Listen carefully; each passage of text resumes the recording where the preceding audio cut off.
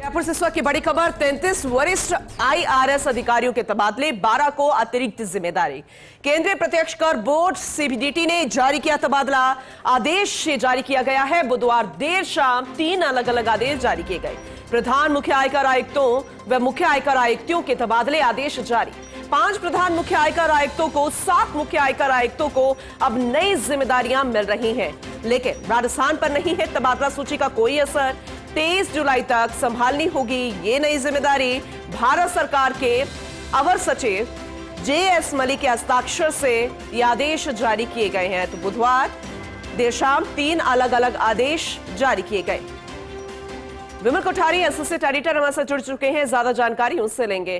केंद्रीय प्रत्यक्ष कर बोर्ड ने ये आदेश जारी किए हैं, हस्ताक्षर का विमल जी बेहद महत्वपूर्ण भी हैं, 3 अलग अलग आदेश, और ऐसे में ये भी है कि राजस्थान में इतना ज्यादा असर नहीं पड़ेगा, लेकिन आपसे हम बेहतरीन तरीके से समझना चाहेंगे।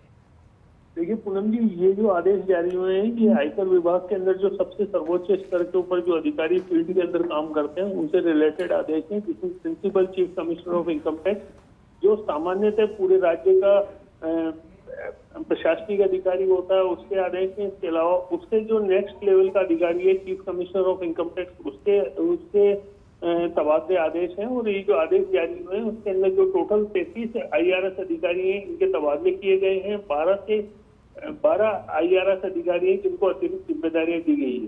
खास बात यह है कि ये जो आदेश जारी हुए हैं इसके अंदर 5 प्रधान मुख्य आयकर आयुक्त या principal director general of income tax के और 7 मुख्य आयकर आयुक्त अर्थात चीफ कमिश्नर इनकम टैक्स को नई जिम्मेदारियां सौंपी गई है।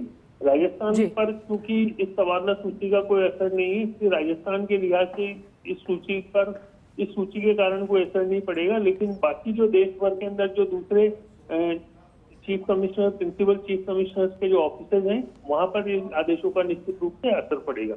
जी पूनम जी, चलिए ठीक है, आपसे और बेहतरीन तरीके से हम आगे भी समझेंगे इसे, लेकिन इस डिटेल में जानकारी के लिए बहुत बहुत शुक्रिया आपका विमल।